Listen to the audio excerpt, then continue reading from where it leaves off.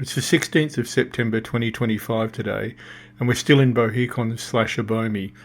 It looks like the stilt dancing that was deferred from yesterday will be on this morning, so we better get a wriggle on.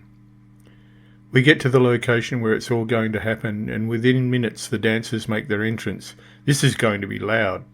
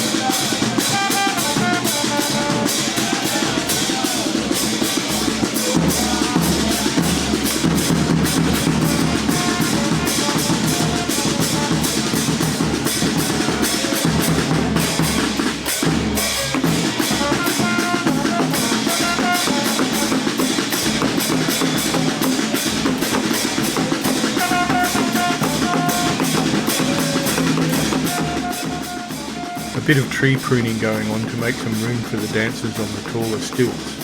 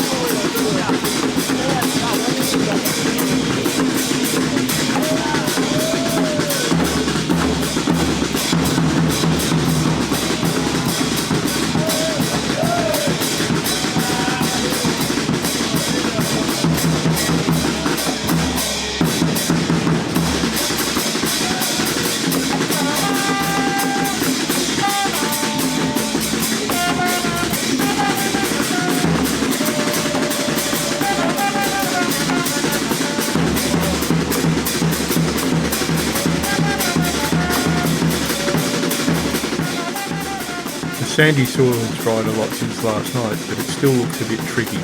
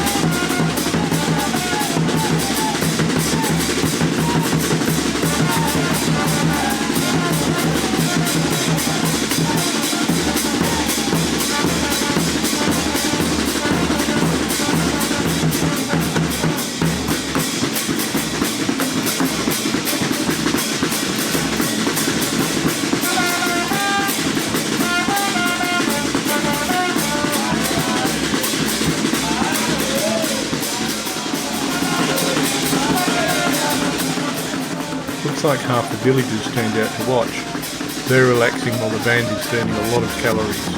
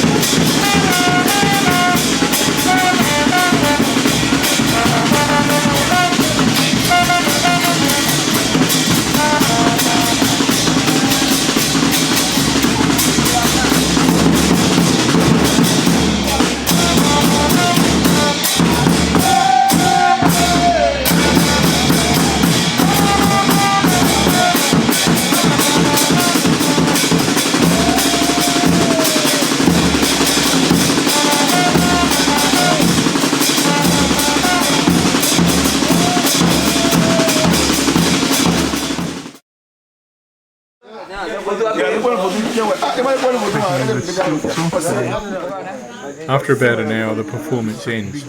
I don't know how they lasted that long. Fit, I guess. I was wondering how they were going to get down off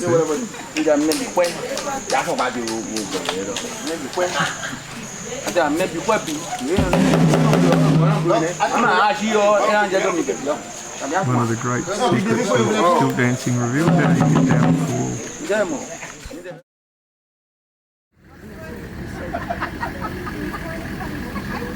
Oh, the hand sanitizer monitor, I'll have to put the camera down. We're now off to visit a local notable site, the Chameleon Temple. The chameleon is significant in the Voodoo religion, and this temple is used for Voodoo ceremonies and also Muslim and Christian observances.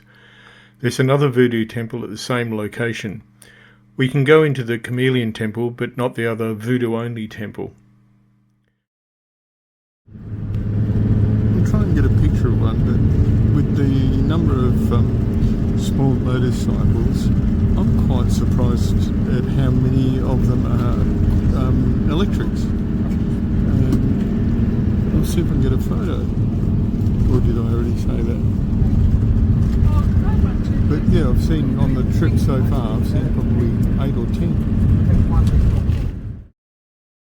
Let's start with the Voodoo-only temple. It's called the Lion Temple, and the exterior is pretty impressive. On the left of the main door you can see an alcove with a couple of steps. This is the way you have to enter if you've done something wrong and have to come to seek forgiveness. Up those steps and over the wall. Live right and the entrance to the temple is easy. The guide is the caretaker for both temples. He is explaining all the figures on the walls both inside and out. Also why we can't go into the main temple. This is the actual main door. I think you have to be a member of the local congregation before you can go through there. One of the murals on the outside of the temple has this dedication, and it says, Voodoo is the way that lead to God. Thank you, sir. Now to the Chameleon Temple. It's easy to see why it's called that. It's a work in progress as the local community raises money to do more construction on it. Unlike the Lion Temple over there, which is Voodoo Temple, and only the correct people can go in, here the Chameleon Temple is just a place of worship, and Christians, Muslims, Buddha, the whole lot use it.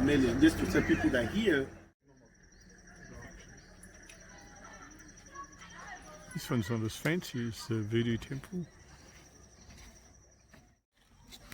Yeah, shoes off, you can't go in with shoes on.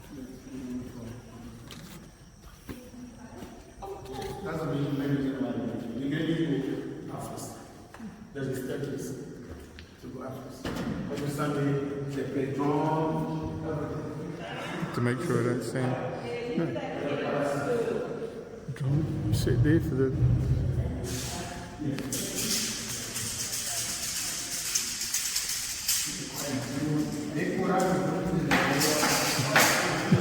And also here, they also have.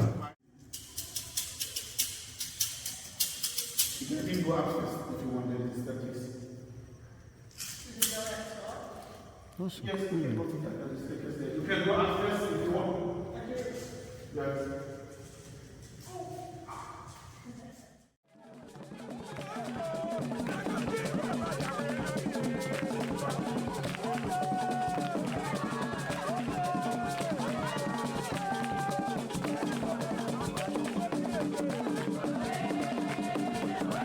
It reminds me of a country church hall with the piano, in this case drums, the seats and the doors and windows that can be opened to let the breeze through. The sand floor is different but nice to walk on with no shoes. Mind you, there are not many church halls where you can stack pallets in its mouth.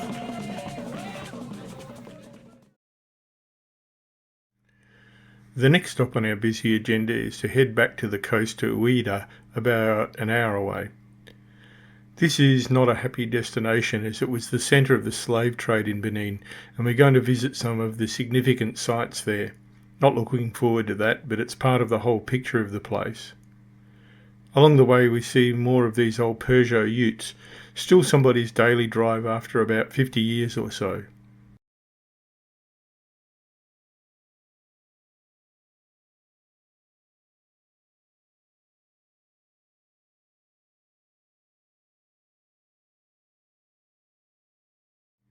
We'll also get lunch here at a very nice eatery before we find out more about the source of many of the African slaves and the slave coast.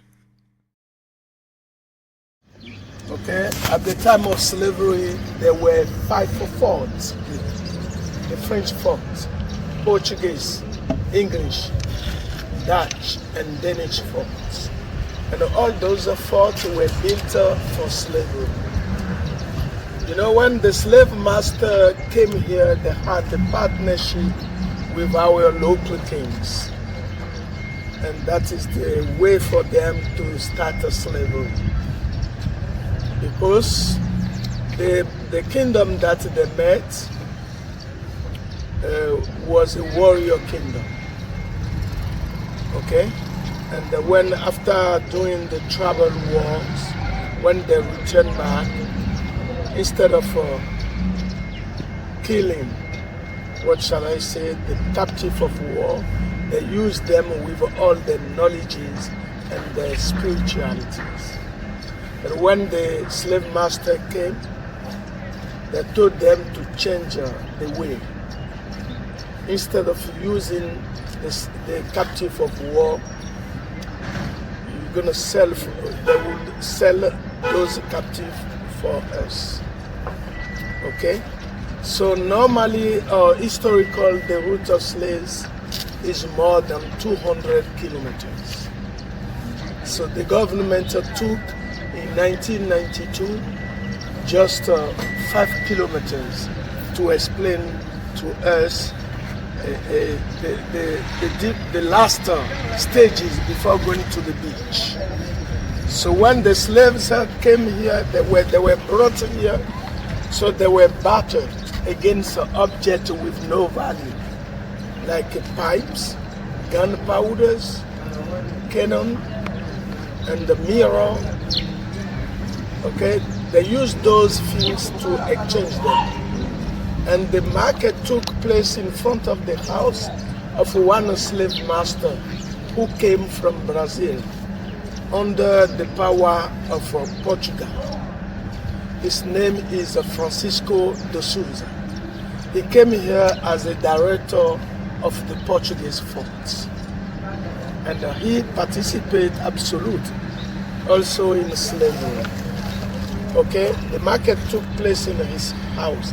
After the market, all those slaves that were exchanged against objects with no value were dropped here. That is the place where they mark the slaves with iron, the branding iron, to know that this group belongs to these slave masters. So behind you, you can see how they are doing the markets. Okay, and in front of you, how they are marking the people. These are the statues. They close it because it's not yet delivered. They have not yet finished the work. Okay, that's why. Yeah, these statues haven't been delivered yet. Yeah, that's what it says. But this is in sort of like the plaza near where the original slave markets were. And this is a slave owner literally branding.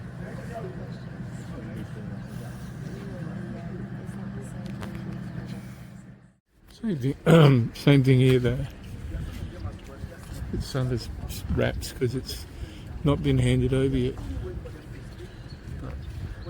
This is the slave market, bronze.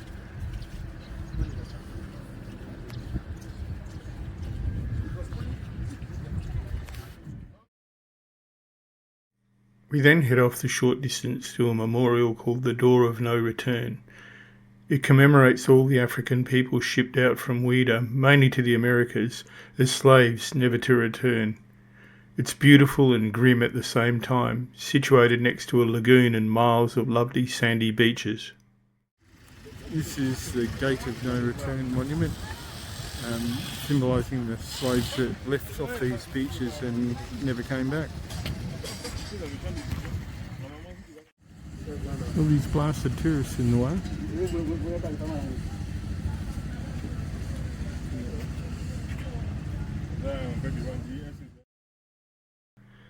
The people bound ready for shipment as cargo are depicted in gold.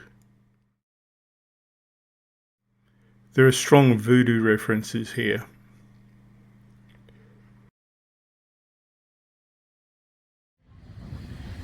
At the moment, the memorial is a bit isolated, but there is a lot of development going on here. Soon it will be at the centre of a beachside precinct and fittingly be seen by thousands of visitors to Benin.